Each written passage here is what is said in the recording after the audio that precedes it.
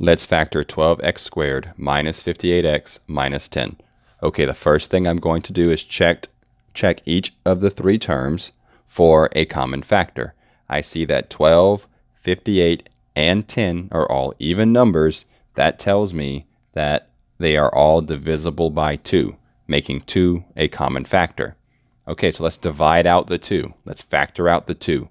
12x squared divided by 2 is 6x squared. Negative 58x divided by 2 would be negative 29x. Negative 10 divided by 2 would be negative 5. Okay, so we have 2 times 6x squared minus 29x minus 5. We are going to factor 6x squared minus 29x minus 5, that portion of it, and we're going to just bring that 2 down. Okay, that 2 will be part of our final answer. Okay, so we'll use the AC method here. We'll multiply 6 times negative 5.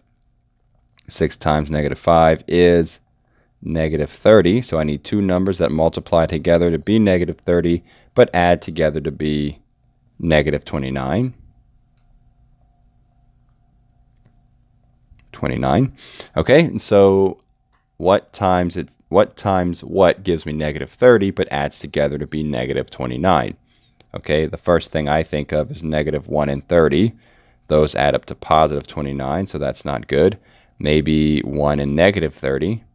Those add up to negative 29, so check.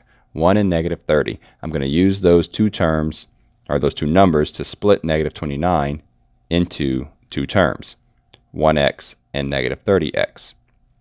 Okay, so 6x squared, bringing that down, plus 1x plus negative 30x minus 5. Okay, I split negative 29x into x plus negative 30x. Okay, and let's not forget about our 2 that's kind of hanging on the outside out here. Okay, I'll put these parentheses way out there so that way we don't lose focus on what we're trying to do, which is factor the inside. Okay, I am going to group together the first two terms and the last two terms. Group the first two terms together and the last two terms together. And then I'm going to check those for common factors. Okay, and again, let's not forget about our 2.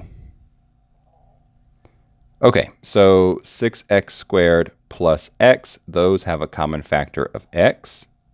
Now, if I divide that x out, if I factor that x out, I'm taking an x away from x squared, and that'll leave me with just 6x. And I am taking away that x when I factor it out. And by take away, I mean I'm dividing it out. When you factor something, you're dividing it out. X divided by x is 1. So that leaves me with 6x plus 1. Okay, now, negative 30x minus 5. 5 is a common factor, and always take this one's sign. So if that's a negative, make it a minus instead of a plus here. So minus 5. Negative 5 is my common factor. Again, I'm dividing out negative 5. So negative 30x divided by negative 5 will give me a positive 6x, and negative 5 divided by that negative 5 will give me a positive 1.